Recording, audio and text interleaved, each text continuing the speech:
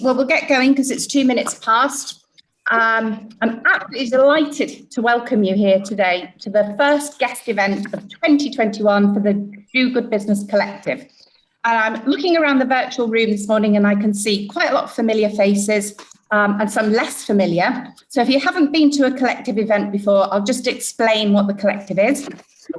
We're a group of professional suppliers, big brand trained experts in our field, owner managed. And this gives us a vital commercial edge, and hopefully today is going to demonstrate that. We cover a wide range of disciplines, including legal, accountancy, marketing, IT, insurance, leadership, security management, organisational resilience, and property consultancy. That's not an exhaustive list, and we've got a real broad reach of expertise and contacts. We provide consultancy services directly to clients. We work with them to plug professional service gaps. We help them procure new suppliers, and we work with them to ensure value from existing suppliers. Apart from the day job, we offer a range of activities, and last month was very exciting because we carried out our first multidisciplinary client challenge boardroom. So we looked at a client's business challenges through diverse lenses. So if your business is grappling with an issue where you'd like some fresh insight, get in touch with me because we'd be delighted to help. We also hold guest events from time to time on topical subjects. So here we all are post-Brexit, with many of us looking for opportunities in Europe, which leads me on nicely to welcome our speaker, Bogdan, Minister Counsellor of Commercial and Economic Affairs from the Embassy of Romania in the UK. And Bogdan, you're going to speak to us about the opportunities for UK businesses in Romania. I've heard your presentation and it made me realise how little I knew about the opportunity in Romania before we spoke. So you're going to set out the business case for us in starting a business or outsourcing to Romania. And I think you're also going to give us a little bit of insight into the UK government's current engagement with Romania, which is a key UK target business. I was going to say a few words about Daniel, but I think what we'll do is if we hear from you first, Bogdan, do you think, and then I'll introduce Daniel when he arrives, or do you just want to? I don't know if you've spoken in advance about when. Actually, I think I will introduce Daniel. Lovely. Myself. Okay. Perfect. Because I have a special spot in my presentation where I will invite him to say a few words. So he will not attend until the end of the event, but he will be in a window about 20 minutes joining us. Perfect. Less for me to do, ideal.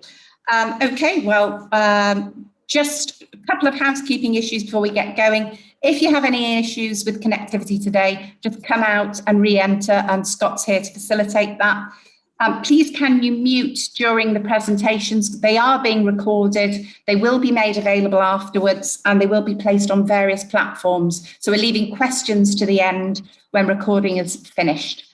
I think at this point, Bogdan, I'll just hand over to you. Okay, thank you very much, Debbie. Good morning, everyone. It's really a pleasure, and I want to thank Debbie and Kurt for putting all these things together and give me this opportunity to have the presentation. I would very much like to keep it less formal. So once I finish my presentation, I encourage you to ask questions, have chats, discussions, and why not considering in the future maybe even to meet in person, because that's what everybody is missing right now. But because I have a lot of things to tell to you about Romania, and actually I will just scratch the surface a little bit with this presentation, and I invite you all, whenever you have the opportunity or time, to look more and try to find out more about Romania, because it's really interesting. And just a hint, because it's not by random that, for instance, Prince of Wales, it's a huge supporter of Romania, and he spent so much time in the past in Romania, and this is just a hint to make you curious and try to find out more about that. I will not tell you more about that anyway. So I would like to share my screen right now. Actually, Debbie, I think I need permission for that. Can you give me the right to share? Scott is admin. He's just going to deal with that now. Done. He's Okay, host. now, yes, now I can do that. Fine. Okay, so can you see my presentation, my screen? Yeah, I do, but Okay, so I will jump to the presentation once again. I have so many things to tell you, and I'm still a little bit worried that I will not fit in the half hour time. If I have your permission, maybe I'll go a little bit longer. If not, I will just skip some slides. So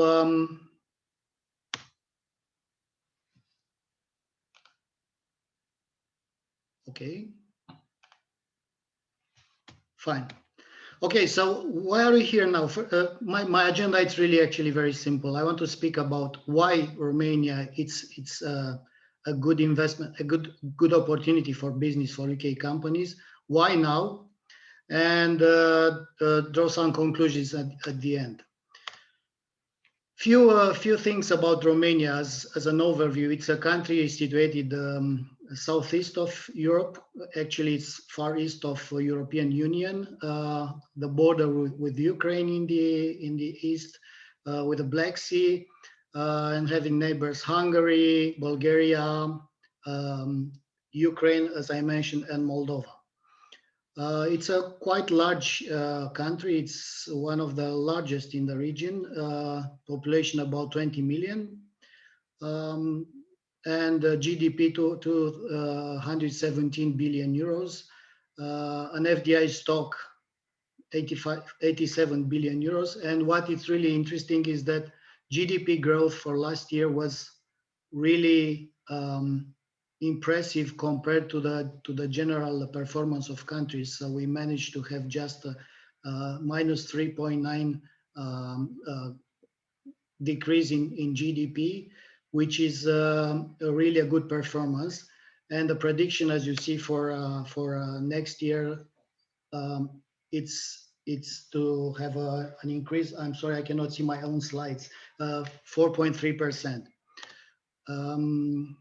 Why Romania? So I have I thought about presenting you top 10 reasons why Romania is a good business opportunity to consider.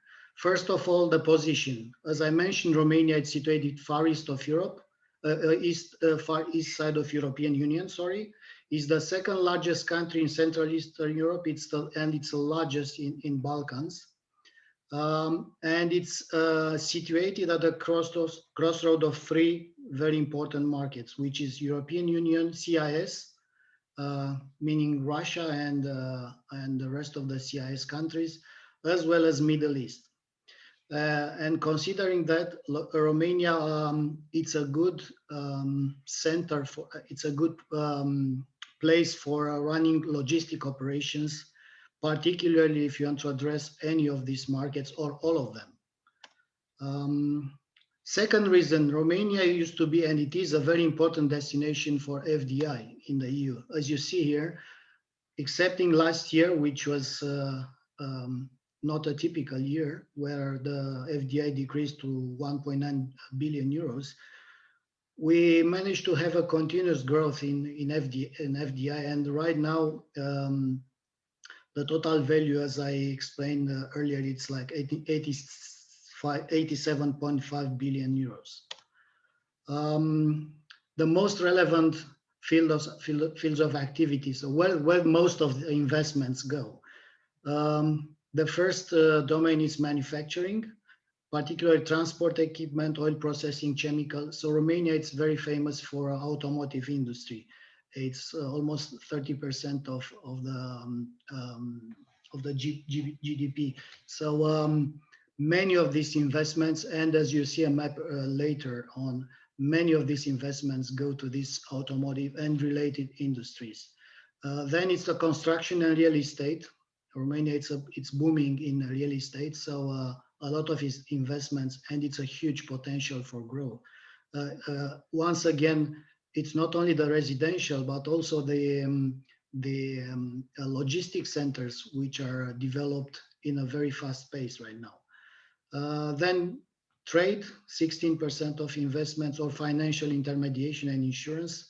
One of the very successful projects driven in Romania was London Stock Exchange Group, who opened up an office 2 years ago, and they're running very successfully from Bucharest. This is just an example. So as I mentioned before, this is a map with some of the most relevant investors. And it's not only the investors in Romania, but you can see it's the whole region, which is very active in attracting investments. And why I wanted to show you that, it's because once you decide to have your own operation in Romania, you can address many of these businesses which are in the region, even if they're located in Bulgaria or Moldova or Hungary, because it's few hours actually drive distance from any point in Romania. So once again, Romania is strategic not for the domestic market and for the businesses running there, but for the whole companies which create this ecosystem in Eastern Europe. And you see some of the most important ones. You can see as well that many of them are related to automotive. It's a competitive market. This is the third reason. We have very competitive prices for natural gas, electricity, labor cost, and I will come a little bit later with some details. And World Bank position Romania for ease of doing business on the 55th position. I have to be honest, I had a discussion with Debbie about it a couple of days ago with some concerns regarding this position. If you want, after I end my presentation, I will come back to that because it's really interesting to make a short analysis what it's all about in this top and why Romania is positioned on the 55th position. What I can tell you is that in that top, Romania is on the first position in ease of trade. So that is also very relevant. But again, I will come back later to that. In terms of cost for living, once again, Romania is doing very well. You see a comparison here between prices in Romania, Bucharest particularly, Berlin and London. And I will not go through all of this, but you can see that, for instance, standard of living equivalency, not salary. In Romania, what you can achieve with almost 2,000 euros, you achieve in London with 2.5 times more. So that's basically the difference between the two cities. As I tell you, competitive salaries. The salaries in Romania are still really very competitive, and you can have good quality, skilled labor with very competitive price. You can see here that Romania is on the third position in EU countries in terms of minimum wage, which is 458 euros, which goes something about 2.6 euro per hour, which once again compared to the cost in the UK, which is roughly 9-10 pounds per hour, you can see the difference in the cost for labor. Taxation system, few words: 16% corporate tax, 0% for reinvested profit tax. Dividend tax, its rate is 5%. It's the smallest in the EU. VAT 19%. Income tax for employees and social security 35%. What is relevant for IT companies is that the government has an incentive for many years, and it's a zero taxation income zero taxation for income made by employees working in R&D or the ones working in IT. So any computer-related job in Romania, it's provide this facility. It's zero income tax for employees. Sorry. So just to have an overview of the most important taxes, Romania is the third in EU in terms of VAT, the lowest VAT. As I mentioned, the dividend tax, Romania together with Bulgaria, 5% on dividend. Corporate tax 16%. If you consider the package, with all these fiscal facilities, you can figure out that Romania is really a good opportunity as well, considering this fiscality. People and skilled workforce. Romania produces like 500,000 students. The total number of students enrolled, it's about 500,000 and produces annually about 125,000 graduates. And we have 5 important centers, university centers in Romania, which are located in the most relevant cities, the biggest ones: Bucharest, Cluj, Iași, Timișoara, and Constanța. We produce a lot of engineers and IT computer specialists. We produce a lot of doctors and economists. So we do have good universities in this area. And what is also important is that Romanians are very proficient in English. More than 90%, I would say 100% right now, of any student graduating university speaks fluent English. We are a Latin country, so French and Spanish are also very well spoken languages, but you can also find Romanians having multi-language skills, speaking German or Italian. And this, again, it's a good indication of the opportunities a company who plans to operate regionally or globally has, hiring people with these language skills. It is my pleasure to introduce you Daniel Cavell. Daniel, I hope you join us. I saw you earlier. Daniel Cavell, it's Vice President of DHL International, spent a lot of time in Romania, and is also Vice Chairman of the Board of Directors of British Romanian Chamber of Commerce. And I asked him to say a few words about his experience living in Romania and working in Romanians, because this is an area where we definitely need to do more as a country to change the perception about Romania and Romanians. So Daniel, please.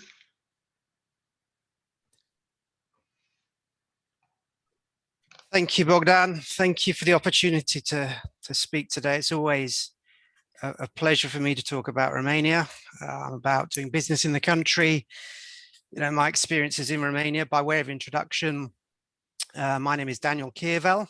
I'm the Vice Chairman of the British Romanian Chamber of Commerce. But in my day job as Vice President of Product and Pricing for DHL Express, I'm based in Maastricht. Bogdan, I don't know if you can hear me quite well.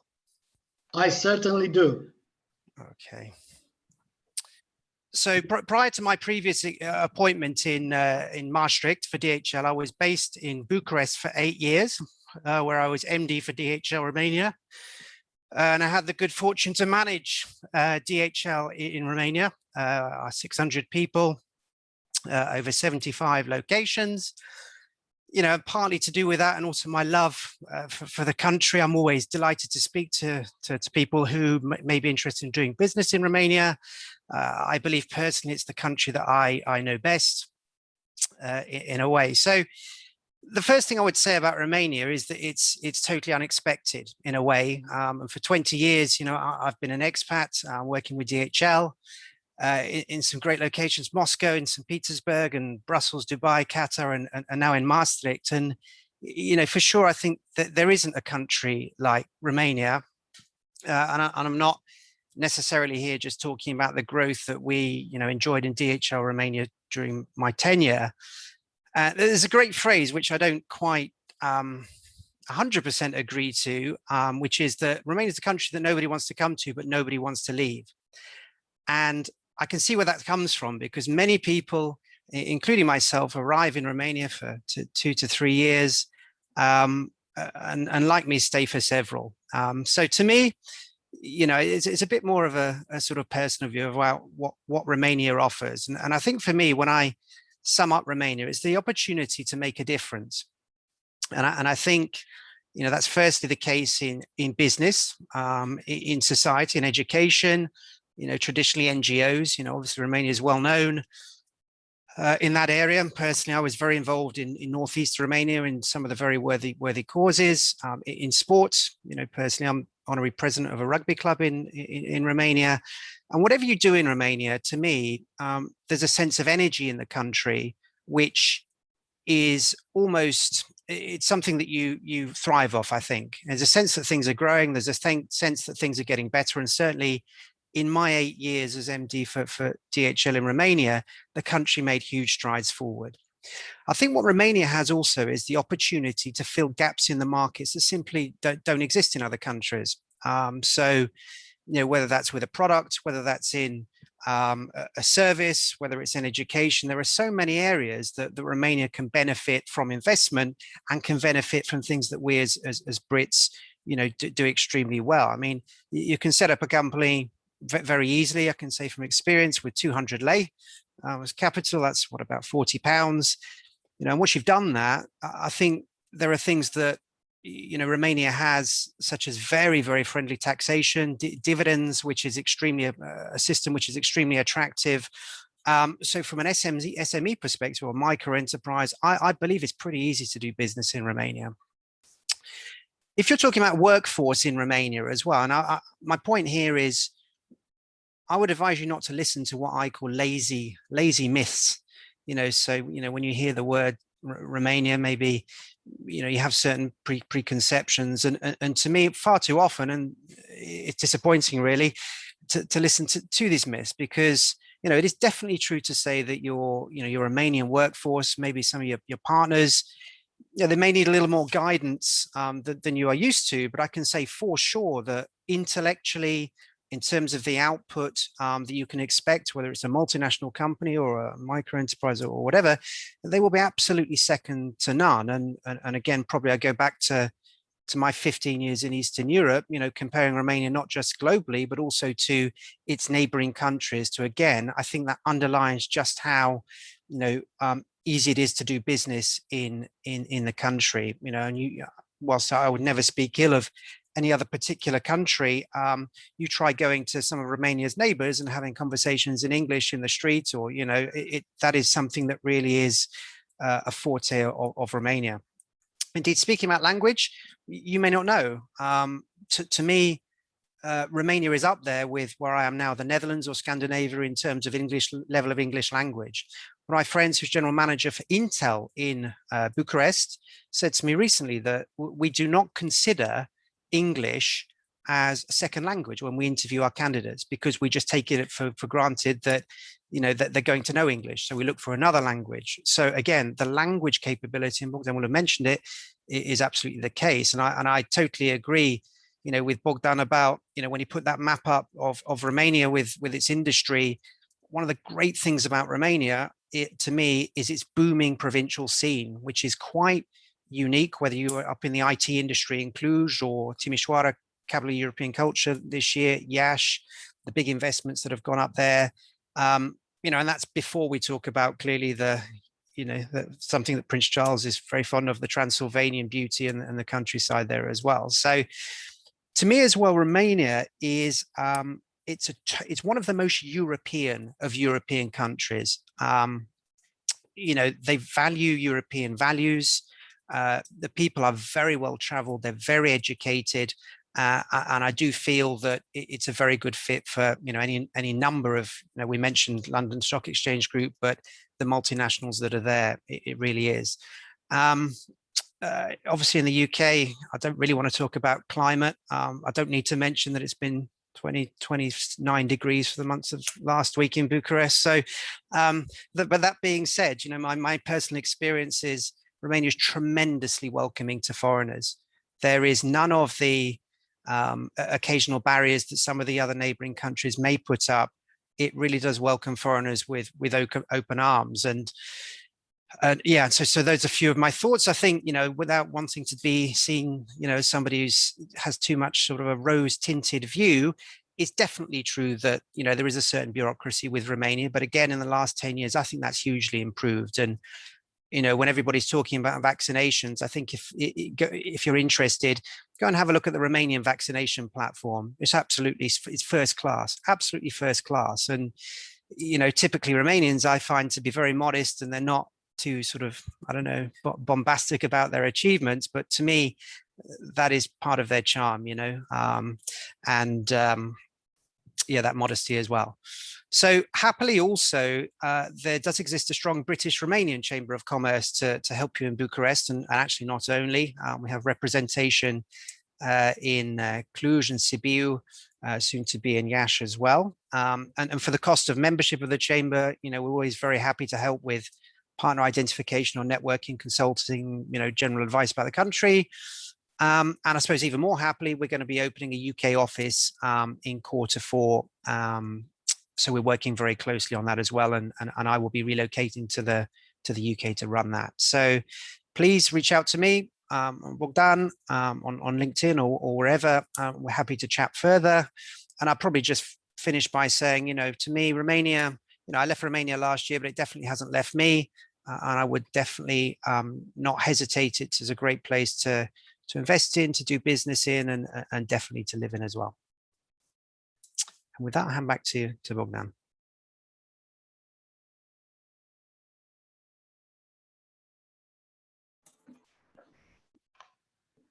Thank you very much, Daniel. So I got emotional, and actually I was a bit trying to unmute myself. That's before we talk about the Romanian wine, Bogdan. We haven't even had a glass of that yet. It's a bit early, but yeah, also very good. We'll have opportunity sooner or later.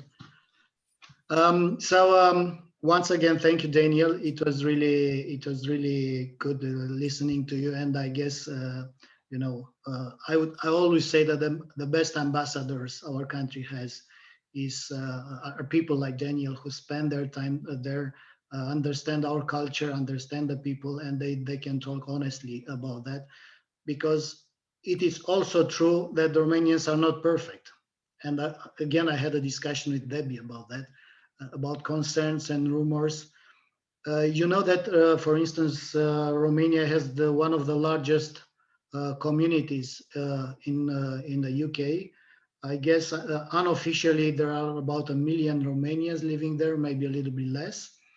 And yes, you may find stories about them in the newspapers. However, I just want to tell you, 30,000 Romanians are working in NHS, doctors, nurses. And if you listen some testimonials, even coming from Prince of Wales, for instance, about Romanians and their contribution to the UK economy, you'll understand that there are good people, most of them. So once again, I encourage you to, and at least not to come with the perception that Romanians are not what any other people are, and they are good people. And once again, they are not lazy. That's also most of the people who carry now parcels, they're Romanians in the UK. So again, a huge community and a huge contribution to the economy as well. I read about elections, and we have Romanians accessing some local councils as councillors. So we are integrating with the UK, and some of them they become actually British citizens. Moving forward to my presentation, I just want to share the screen again. I want to tell you how much time do I have, because we are already half an hour since we started. So I think we're fine for another 10 minutes, and then if we can move to the Q&A then. Okay.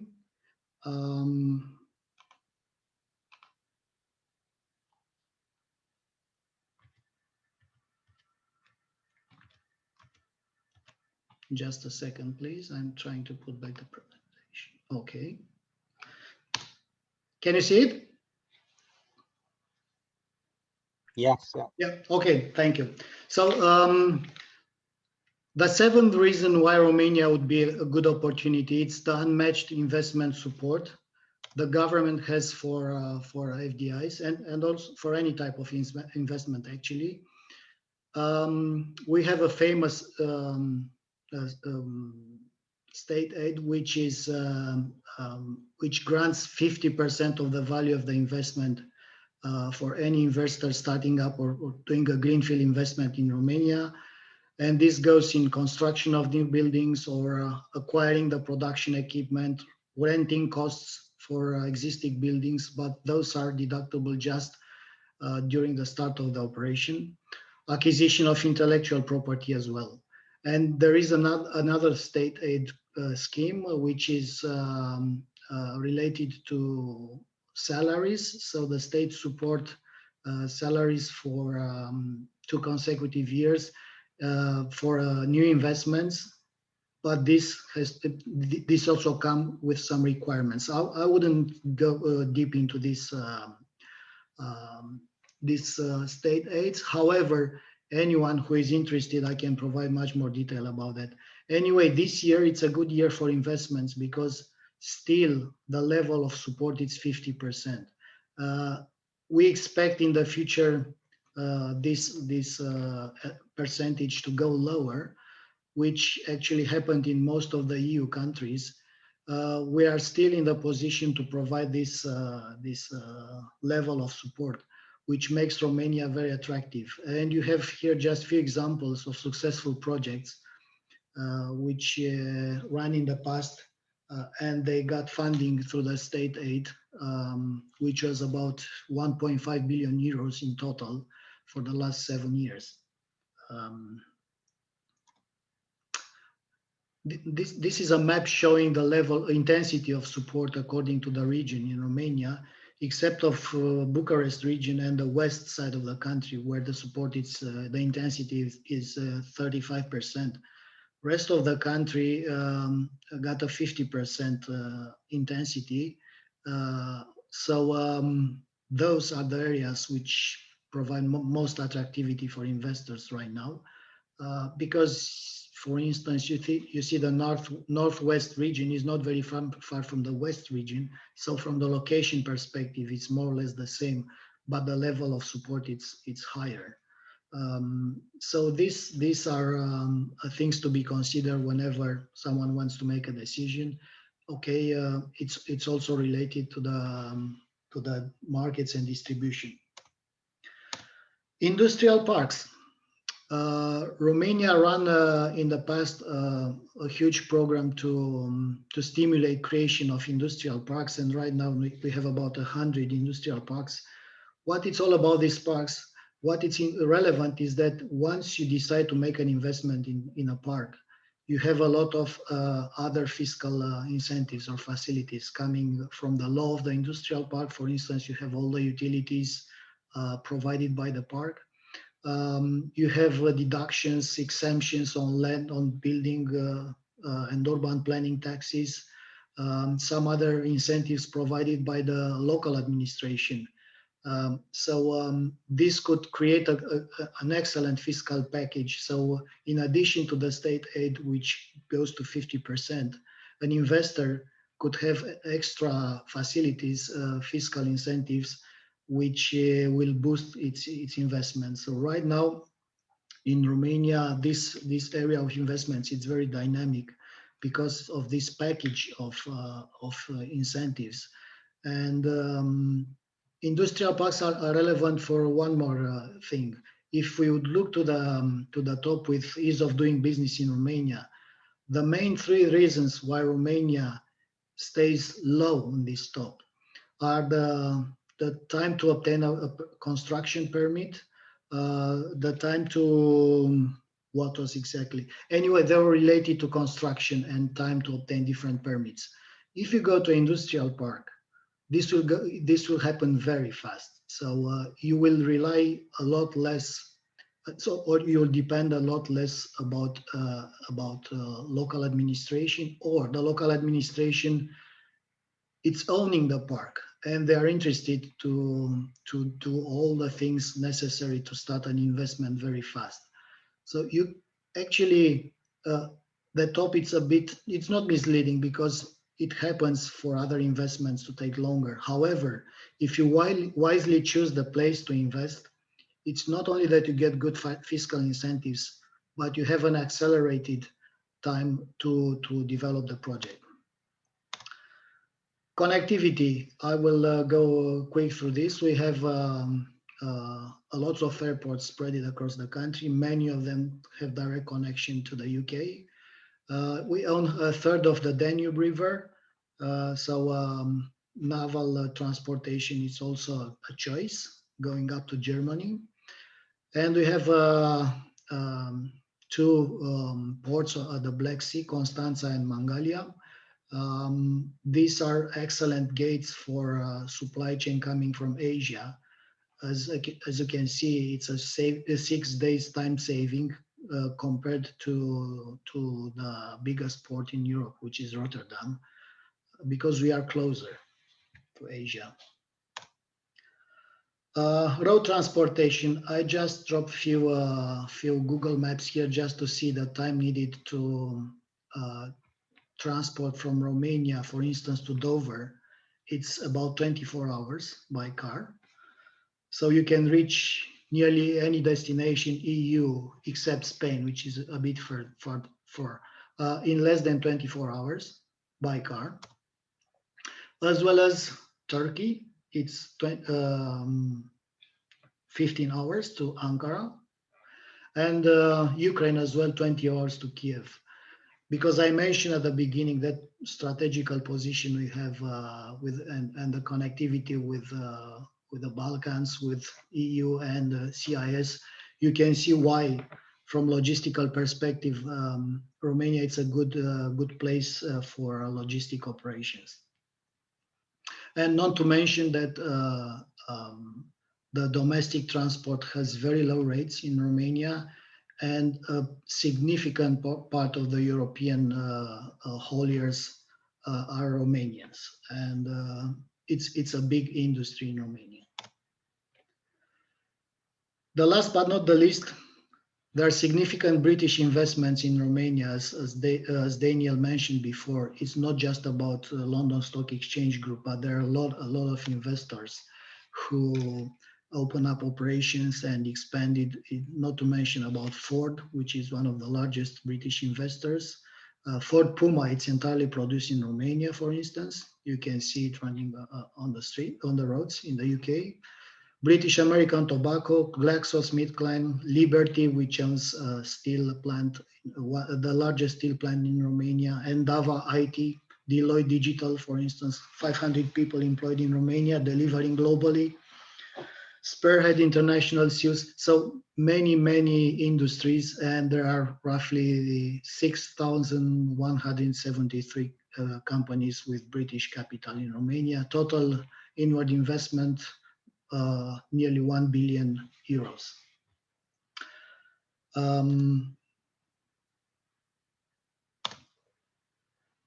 It's also a vibrant British community. Daniel spoke so nice about Romania. Apart from companies and the British Romanian Chamber of Commerce, which is indeed very active, and it's really a magnet, attracting all the not only British companies but many other companies interested in doing business with the UK. We have a lot of pubs, we have a lot of restaurants, we have British schools. We have at least three British schools just in Bucharest.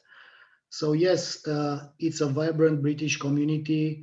There are a lot of events, and I'm pretty sure most of you will feel like home spending time in Romania. Why now?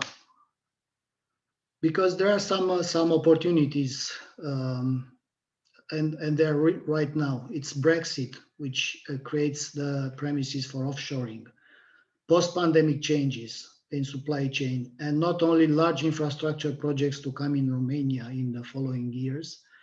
All these are reasons for any company to start exploring and understanding what Romania can offer. For Brexit, you can have a first mover advantage now because you can still find the best locations. Best locations meaning the best prices, best positions. You can have the best resources. After Brexit, a lot of Romanians left UK and returned back to the country. So it's a pool of Romanians looking for jobs, some of them with good qualifications, good English speakers. So the sooner you'll be there, the more chances will be to find the best resources to hire working for you. Highest level of state aid, as I mentioned, it's 50% of the investment. And once again, that is now, this year. Maybe it will be next year. Then we'll definitely go lower. Highly competitive list prices for logistics centers.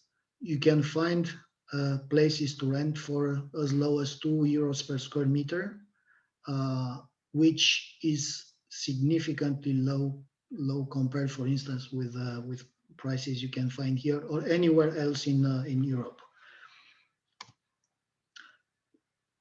Romania could play an important role in UK's strategy to redesign the supply chain. We spoke a lot about that in last year, about redesigning the supply chain, shortening them, making them more resilient after the pandemic experience. I want to skip this slide because I don't have too much time. I would say that the potential of trade between our countries, it's massive. We have a lot of industries which are very strong, and which are not all of them are well explored by the British businesses. For instance, IT, it's one of the strongest industries in Romania. It's the second largest contributor to GDP. We have a lot of startups. We have a lot of innovation in Romania. Maybe some of you already heard about UiPath, with recently has listed at New York Stock Exchange, a huge success of a Romanian company, $35 billion market capitalization right now. But we do have a lot of other companies acting in the UK, in fintech, robotics, all founded by Romanians, some of them registered here, some of them are Romanian companies. We do have a lot of other industries of interest. Manufacturing, as I mentioned, it's the strongest industry in Romania, and you'll find a lot of opportunities there, either for supply or for instance, for us as a client, customer, or a supplier. Energy, Romania is developing a lot of projects in the energy area, nuclear, hydrogen as well. Apparel and footwear, it's one of the it used to be one of the strongest industries in Romania, and we are still producing and exporting a lot of it to the UK, as well as the furniture. Is the fifth most exported product from Romania to the UK. And we do have a lot of expertise in the area, and do produce high quality, many of them handmade furniture. So once again, a lot of opportunities in the industry. Food and agriculture. Maybe not too many of you know that Romania is one of the largest, or sometimes even the largest, European producer of corn or wheat. We are competing with Ukraine for the top position, as well as organic products. This pandemic creates a kind of crisis in the food supply for the UK, and exploring new suppliers and new trading partners, it's as well an opportunity. Thank you, Daniel, for mentioning the wine. Romania is the 6th largest European producer of wine, extremely good wine, unfortunately not too well promoted. So because we have such a big domestic market for wine, the exporters were not really concerned about promoting their wines to export. However, the time will come, and I'm already in the discussion with many of them, because they are looking to expand to the UK, which is by the way the largest importer of wine in the Europe.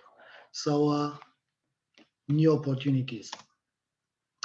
And the last point on my presentation would be the opportunity created by the large infrastructure projects in Romania, which obviously will create a big demand for a lot of expertise, for services, for products, because we are speaking about investments in infrastructure, roads, railways, ports.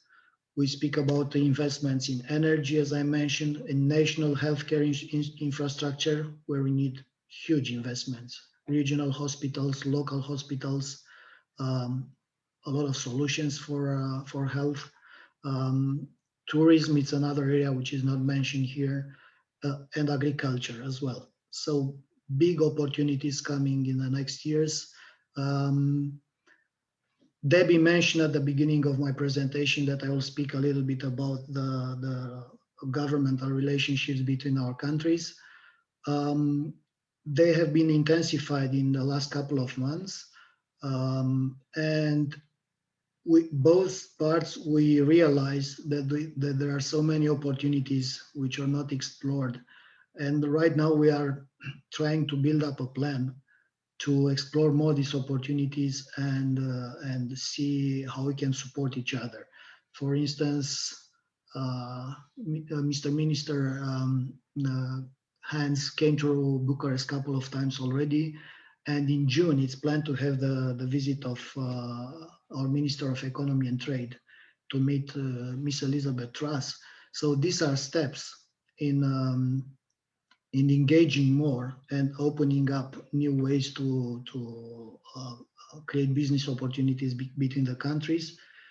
Not to mention the important step British Romanian Chambers of Commerce made its will to make and to open up an office in London, which again will fuel the economic relationships between businesses from both countries.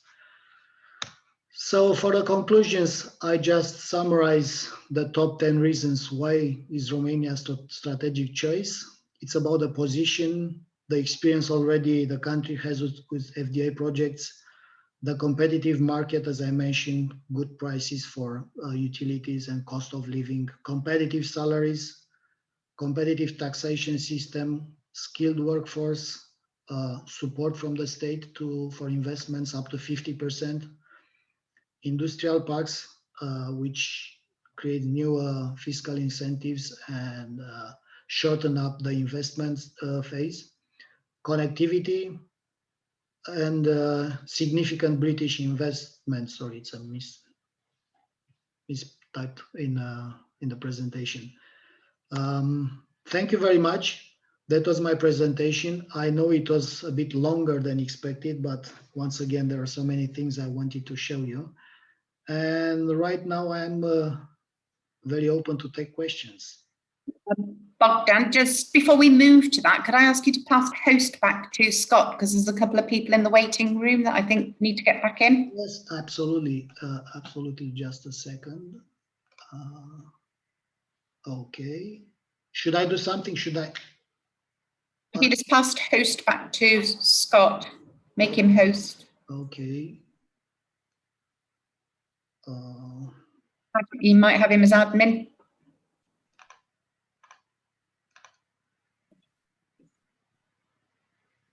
While you're just doing that, thank you so much for that presentation. I don't know how much knowledge today's audience had about Romania before. Perhaps some of you are doing business already or quite close to doing business already, but a lot of facts there in a really concise way.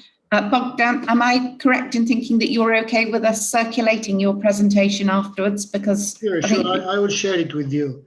Lovely. I'm still struggling to pass back the host, so I cannot find the place where I have to do that. Okay, if you go on to participants. Okay. And you find admin Scott Edwards and the 3 dots next to his name. Yeah. Make admin host. Okay. Just while Bogdan's doing that. I passed it back to Kurt. Oh, lovely. To Kurt. Yes. Okay, Kurt, can you to Simon? I'm not the host anymore. Whoever is host, I've just let people in, and I'll pass it back to Scott because I definitely don't want to be host, so okay. Scott can have it. Marvellous. Okay. The joys of virtual meetings. So I think this is at the point where if people have got questions, they'd like to put them to Bogdan. And I think Daniel's kind enough to still be here with us as well. Sure. If people have got questions they'd like to put to Daniel, because you're really getting it from the horse's mouth there. Has anybody got any questions that they would like to?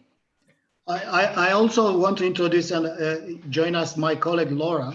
She's also with us, as I wrote you in the email. So Yes. it's actually 3 of us who can take questions. Yeah. You mentioned something about breakout sessions, breakout chat rooms. I don't know if it's the case to do that. However, we are 3 people able to take questions from in different positions as well. The option of breakout, sometimes people don't want to talk in front of other people. So if anybody would like a breakout room, if they put that in the chat box to Scott, he will organise that. But in the meantime, has anybody got any questions for Bogdan? Kurt, so thank you if you're to unmute. Hi Bogdan, thanks for that presentation. Daniel mentioned that it's relatively easy to set up a business in Romania, and I think he said it's £40, which is the 200 lei. Can you just very quickly run through the process? Do you need a Romanian office address, or can you use, in the UK, you can use your accountant's address, to set up a limited company? Can you give me a very brief rundown of the process of setting up a business in Romania? Yes, absolutely. So it's really very easy. You actually need an address in Romania, absolutely. You don't need to rent a place for that or something like that. You can use an accountant or lawyer to register your address at their office, and that's it. So it's a straightforward process. It takes less than a week. The costs are for registration. You need the capital. It's about 200 lei, which is £40, and the total cost for a company to register, it's, I don't know, maybe £100. That's great. It sounds easy. It's really easy. So the only thing which is a bit difficult, it's you have to be in person there in Romania for the registration, or delegate someone else as administrator of the company, and then that person can sign the documents. If I had a business partner in Romania or somebody I know, they could do all that then, essentially? Yeah. Okay. Thanks for that. Colin, I don't know whether you've got any questions that you have come across that would be helpful to put to Bogdan. Yeah, sure. Thanks for that, Debbie. And firstly, thanks to Bogdan and also Daniel for a fantastic presentation. Really comprehensive, really detailed. Actually, I've got a pad in front of me with about 12 questions on, and you've answered virtually all of them already. So it's been really fantastic and very interesting. But there's a couple of things I was interested in. One was around, you've talked quite a bit about investing in Romania, of course, but in many cases, UK businesses will initially perhaps be wanting to export products into Romania using an agent or a distributor, that kind of operation. So could you tell us a little bit about the environment for that kind of route to market?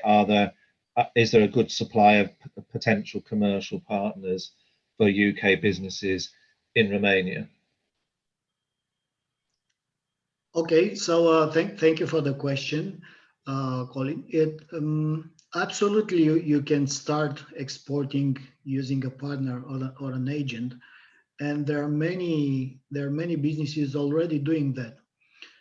That's the reason why I mentioned a lot in my presentation about logistic centers and logistic operations, because for instance, having a warehouse in Romania, owning a warehouse or renting a warehouse, it's really cheap, and it makes sense for many reasons, not only to distribute to Romania but to the whole region, because the costs of the whole operation it's really low. You have competitive rates for transport. So as I told you, that's the reason I also mentioned the Romanian transporters and the hauliers, because there are a lot of companies. It's a huge market in Romania. You can see the statistics on the net, on the internet as well. So the costs for transportation are low. The cost for storing are low. And if you run it as your own operation or using an agent to do that, it's up to you. You can use both business models. We are even talking right now with some companies which are looking to do that. So I had like 3 discussions recently about that, about companies either looking to have some agents in Romania or opening up offices and start distributing from Romania to EU mainly. And Bogdan, I'd just add from DHL maybe. Yeah, that's why I wanted to yes. I mean, it would be remiss of me not to mention, of course, that you know, if you want to send something to Romania, you know, the level of service and the transit time from the UK to Romania is next day. In fact, you know, parts of Bucharest are even open for pre-12, so next day pre-12 o'clock deliveries. So from a logistics perspective, Romania is the same. It's the same level of quality. So transit time is hit on 96.5% of the time, exactly the same as anywhere else DHL globally. I think another important point, and I speak as someone whose job, you know, means I have to travel, you know, in different times to all 41 countries of Europe. Bucharest Airport is very easy to come in and out of, you know, and even when I was MD of DHL in Romania, we were traveling a lot, and ease of access is an absolute, you know, for any of you who travel in and out of Heathrow or Luton or something like that, it really is one of the easiest airports to operate from in every sense. You know, clearly now post-Brexit, the situation has somewhat changed, but logistics, if anything, as Bogdan said to me, is an advantage for doing business in Romania and not a disadvantage. Thanks for that. I just had another question, if I may, which is around business culture. I'm an international trade advisor with the Department for International Trade over here in the UK, and one of the things we often talk with businesses about is understanding business culture. And we know that in certain parts of the world, for example, often in the Middle East and in Southeast Asia, there's a lot of emphasis placed on personal relationships.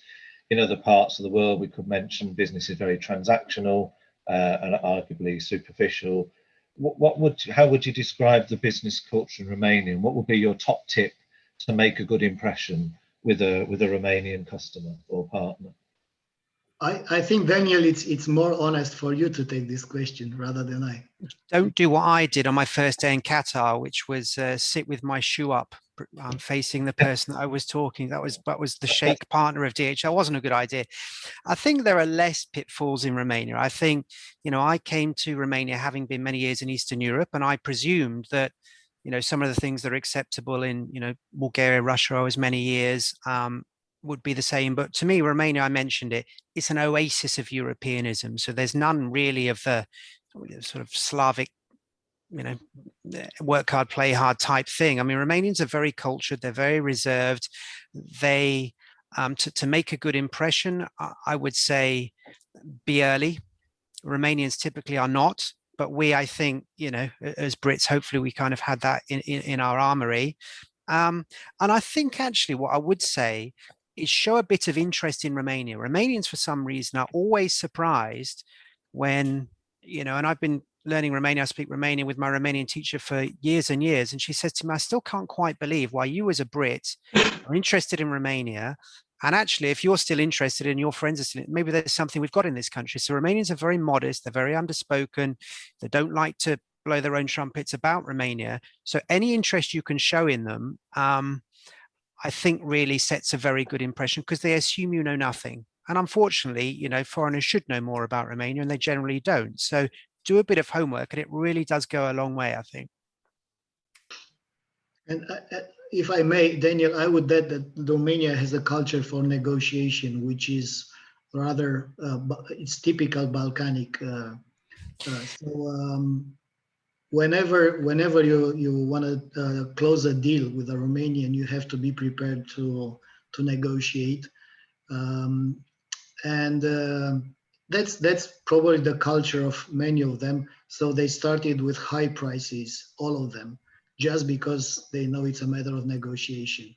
And you'd be surprised to find out that then the cutting of the prices will be 10, 15, 20%. Totally against the culture in the UK, where the prices are quite honest and the margin of negotiation is really low. But once you know that, you can deal with any situation. There are many other tips, but I think we need a couple of beers to speak about all of them. Bogdan, can I ask a question? Sure, yes, please. Yeah. I run a training and consultancy business from the UK. Doing lean operational improvements. I work with most of the companies that you listed before in your layout of business opportunities. Now, currently, I see a lot of the Eastern European countries are serviced from consultancies in Germany. Is there an opportunity or a need for British consultancies to come in and help with the process improvements of the newly established companies in Romania?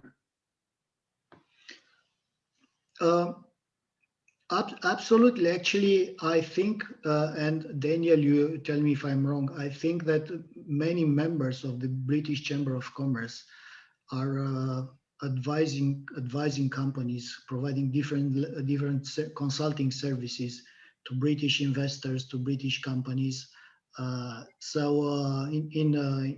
fiscal, for instance, legislation, taxation, process improvement, and so on, in custom formalities. So I think there are areas, but once again, I think this should be explored in more detail and see where the opportunities are. All the big consulting companies are in Romania, so it is a market. So if we speak about Deloitte or any other, there. Obviously, Deloitte and so on, and McKinsey's absolutely. So for me, for instance, it would make sense. It's just an example. If you have a British customer looking to invest in Romania, I think at the beginning it makes sense to cooperate, to have a partnership with a local company who can deal with state aid and so on, and you can build up a package of services, outsourcing the local part of the service, and for your company to integrate these services and provide as a like GDB is doing good, do good business. So providing a kind of one-stop shop service for the investor. And this, I guess, works because that's actually what the big names are doing. If you go to Deloitte, they will do that for you with a certain price. A smaller company can do, in a way, more or less the same, putting together all the resources necessary, and they can do it in the same effective way, I would say.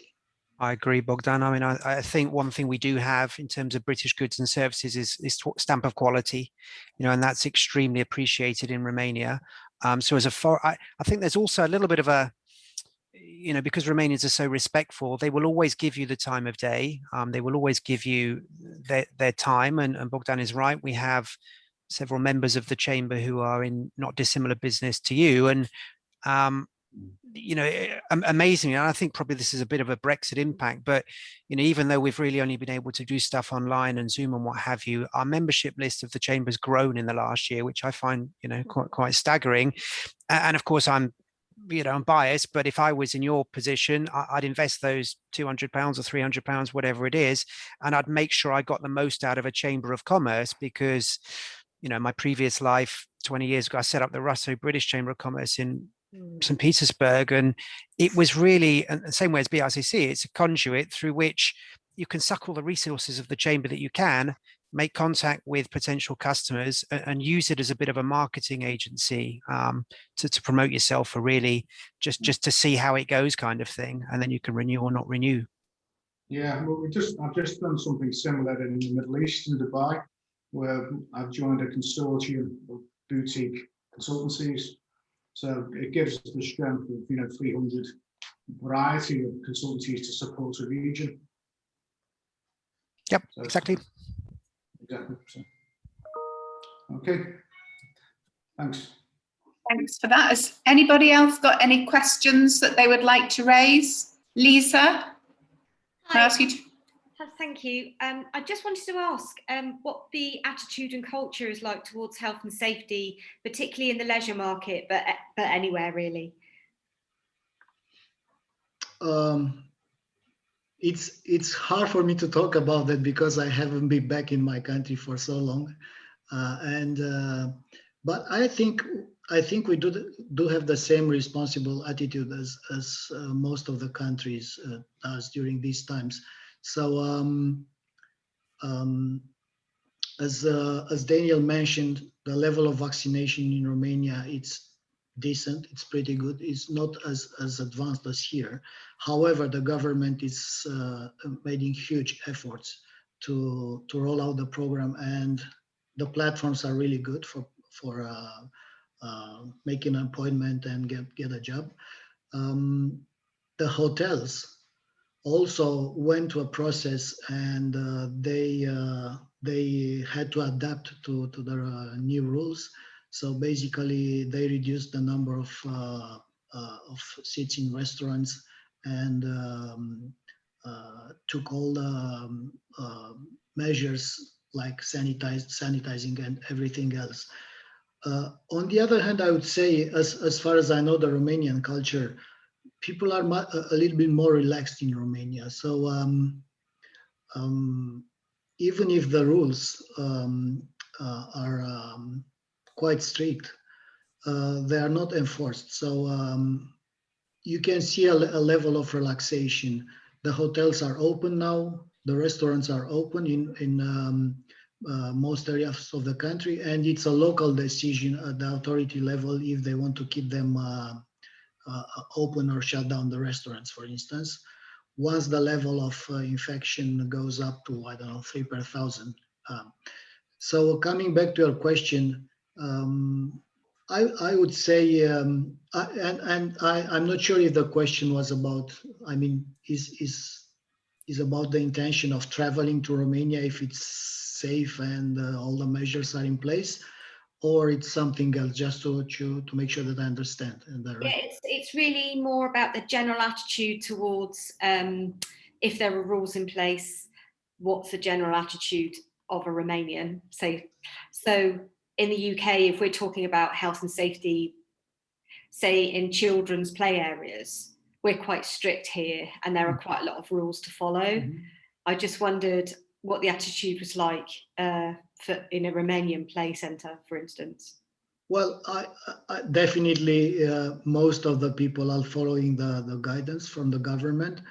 I wouldn't like saying that there is an opposition as well, and actually it's even a political party who made big gaining fighting against these rules.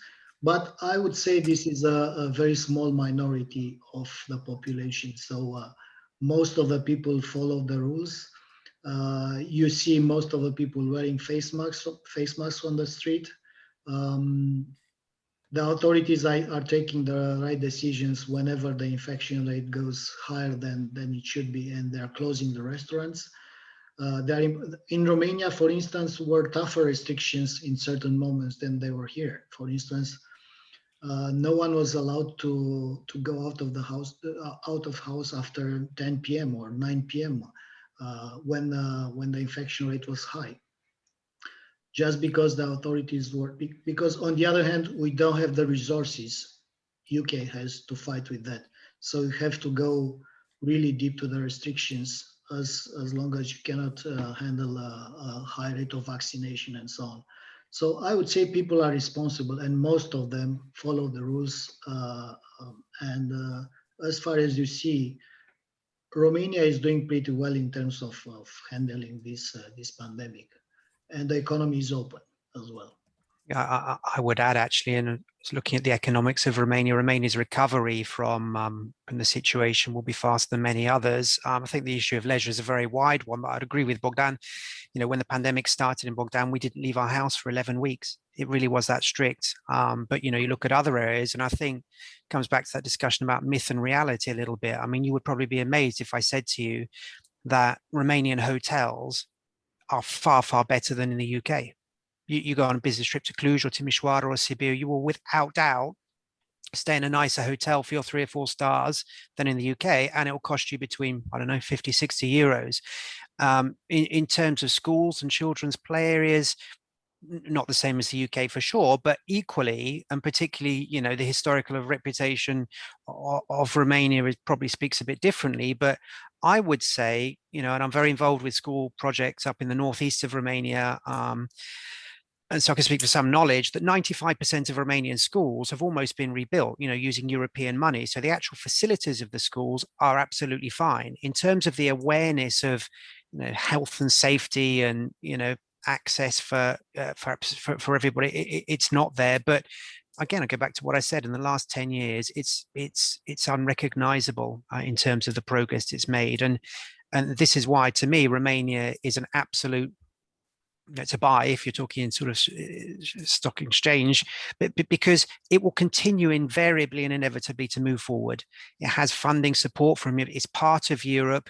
It's leaning westward. It's got a very educated population. I was astonished to see Bogdan's slide where it showed that the minimum wage now at 458 euros is higher than Hungary. We were miles away 10 years ago. So the strides it's made, I think, makes it an attractive place in every respect. I'll just say we've just been joined by Neil McGregor, who's the chairman of the British Romanian Chamber of Commerce. Hello, Neil. Good afternoon, everyone. Sorry for my late arrival. Can I just echo what Dan has said? I came here on holiday. I'm in Bucharest, by the way. I came here on holiday in 1995. I came back on what was a 3-year posting with one of the City of London law firms in 96, and the 3 years haven't yet finished. All I can say is it is amazingly normal. Business gets done. You have different risks and different factors to consider from the ones you have in the UK, but identify those, manage those, and it works. Companies do good business here. We have a large expat community. I was up visiting our representative in Sibiu in Transylvania at the weekend, and you may know that the Prince of Wales has a number of houses in that part of Romania, and it was the capital of culture of Europe a few years ago. Very much a hotspot for British investment and visitors to Romania. We expect to see, I know we're still on the amber list for the UK, or for England at least, but we expect to see more visitors to the UK from the UK this coming summer. For those of you who haven't been, I would encourage you to come. You may not get stuck here like I have been, but it's a very pleasant place to be. As I say, a good place to do good business. So thank you for the invitation, Bogdan. Dan, you're doing a cracking job on this. I'll hand over back to you. Thank you, Neil. Thank you very much. Have we got any more questions for Bogdan? David, do you want to unmute? David Sayer? Yeah, hi Bogdan. Yeah, I'm sorry, you may have covered this in your presentation, because unfortunately I got locked out for a little bit, so forgive me if you have. I'm property consultant, and I work with principally developers and investors working exclusively in the UK, but some of them I do know do look at opportunities overseas. I just wondered 2 prongs to the question, really. One relating to planning and how that compares with the UK system, i.e. in terms of timescale and complexity or otherwise. And secondly, the labour market, I suppose, particularly over there in relation to how that helps the opportunity move forward. Yeah. So regarding your first question, it's definitely a big difference between the process in Romania in terms of planning and the UK.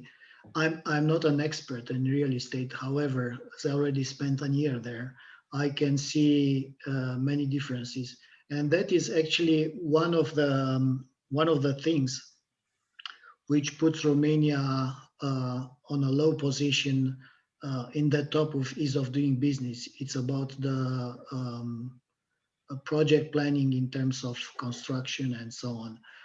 If I may, I would share with you again the screen, because it's an interesting graph I found on the World Bank site. It's about ease of doing business. And you will see the comparison, because it's interesting even for you to have a look and do some research, because it's really detailed in terms of time-wise, how many days you need actually in the UK, for instance, for planning, and how much you need in Romania and things like that.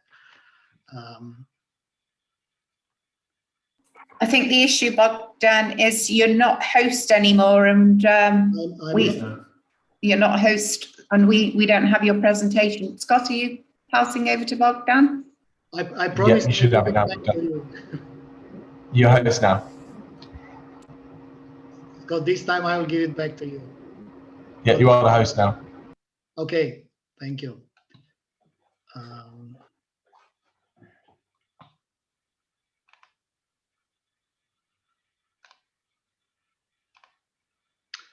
Okay, can you see the screen? Yeah.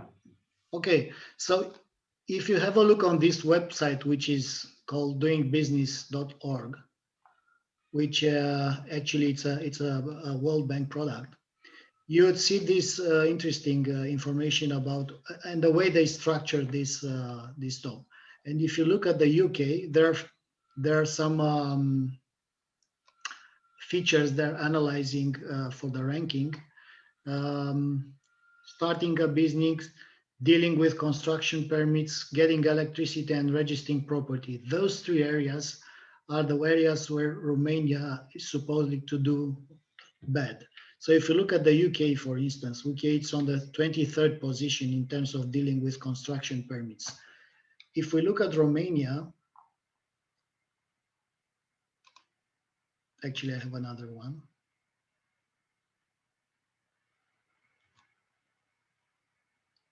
If you look at Romania, we are on ranked at 147 position. And why is that? You can go in detail about that. And you have here the explanation, the reason why World Bank used this ranking. It's the number of procedures, it's the time to get and even in more detail, obtain topographical documentation and so on. I wouldn't go through that. I just wanted to show you, to share with this site, this information, because you can have a look and understanding of the differences, for instance, between the UK procedures and what's the planning process, because I guess you know that pretty well, and how things are going on in Romania. I made an observation during my presentation regarding that. I'm trying to go back. Okay. Because if you choose to do an investment in an industrial park, this all this effort and time needed to prepare and to all the documentation goes a lot lower. Just because industrial parks are projects, are concepts specially designed for that. Local authorities are either owning that parks or they administer them. And once again, their job is to do things fast. So you can go and get all the permits much faster than normal. You can get electricity, for instance, much faster than what that statistic shows. Because yes, it may happen, for instance, if you choose to have an investment on a piece of land which is not really well positioned, it's hard to get electricity in timely manner. But once again, industrial parks have all these utilities there. So you don't need anything more than just decide to make the investment, get the permits, and you have water, you have gas, you have electricity, it's there. Excuse me, what was the second question? Just related to labour markets, really, in terms of how that works and how it is, what the availability of teams working on construction projects, particularly. Construction industry, it's really big in Romania, and actually it's as big as that we even exported a lot of workforce.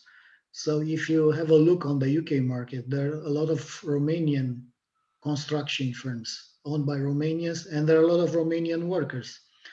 On the other hand, many of them came back after Brexit due to losing their jobs, due to all these restrictions. And I would say, because it was one of my points in my presentation, that this is a good time if you want to make an investment in Romania, because you would find skilled people available.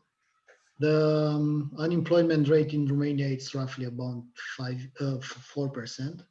Probably it will go a little bit higher this year, but still it's a pool of resources coming for construction from services, which are good English speakers, by the way, because they came back from the UK, and they can be engaged in such projects. And yes, there are a lot of construction companies in Romania, and the constructing price, it's once again competitive compared, because you saw the statistic with the labor cost and the wages.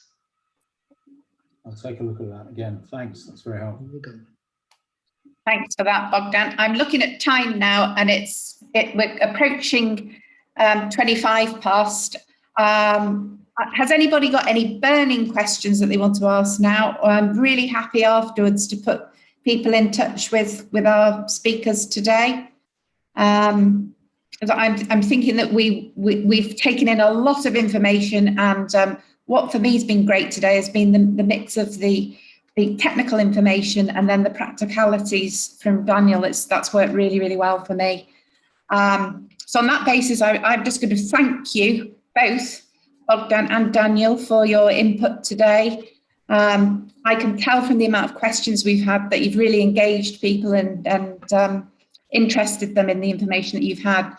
We will follow up and we will circulate Bogdan's PowerPoint and a recording from today, so you've got all that information. The conversations don't need to stop here. This can just be the beginning. Definitely we'll put you in touch with Bogdan and Daniel. I think maybe you've got a new member coming from Dave. You seem very interested there in the Chamber of Commerce. Dave, you're welcome. We won't let you out of this call until you've signed the membership form. So yeah, be emailed over to you straight away afterwards. Super, thank you. And just finally, a thank you from me. Thanks everybody for coming along, and I will be in touch